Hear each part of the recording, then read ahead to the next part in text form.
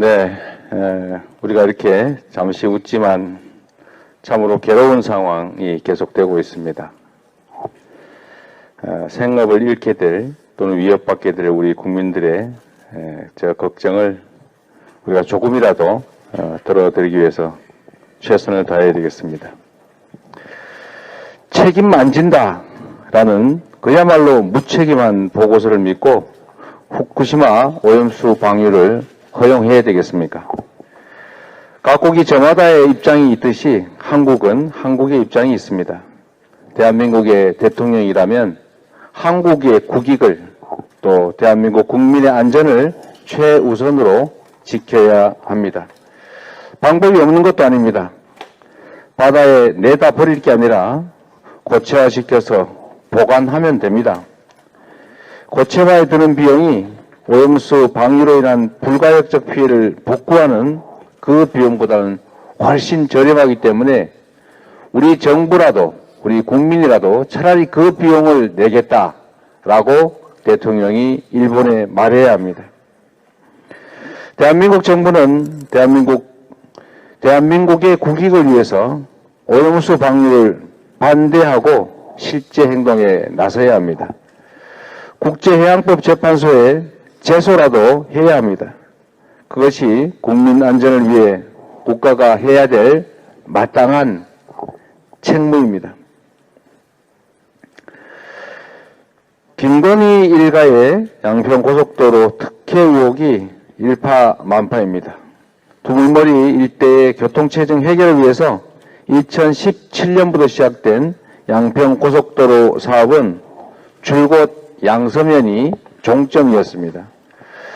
그런데 주민공청회 한번 없다가 올해 5월 사업이 공개되면서 갑자기 강상면으로 종점이 바뀌고 노선이 바뀌었습니다.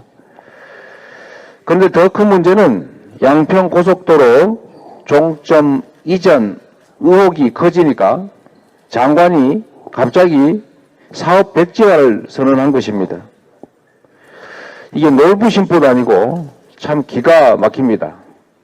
내가 못 먹으니까 부셔버리겠다 그런 것입니까? 시기마저 느껴지는 장관의 백지화 선언이 바로 백지화되어야 됩니다. 면피하겠다고 애먼 양평 군민을 볼모로 잡는 것 아니겠습니까? 수년간 논의하고 수조 원이 투입되는 국책사업은 장관이 정치 생명 운운하면서 즉흥적으로 백지화할 수 있는 일이 아닙니다. 백지화한다고 해서 그 오염된 진실이 사라지겠습니까? 고속도로 종점이 노선이 왜 바뀌었는지 한 점 의혹 없이 밝혀져야 합니다. 우리 민주당은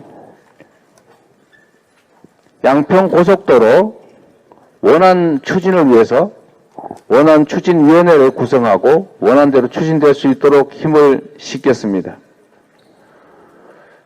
국토부는 양평고속도로 백지화를 백지화하고 원안대로 추진하기 바랍니다. 정부가 경제성장률을 1.4%로 하향해 놓고는 온통 장밋빛 미래만 외치고 있습니다. 말 따로 행동 따로입니다. 수출 실적 개선, 고용 서프라이즈까지 그럴듯한 포장지로 현실을 가리려고 하지만 실상은 1년 내내 지속된 고물가, 고금리, 고환율의 삼중고로 민생경제는 계속 추락 중입니다.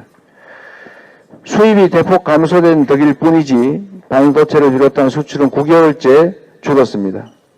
높은 고용률이라고 하지만 청년층의 취업자는 9만 9천 명이 줄어서 7개월 연속 감소했습니다.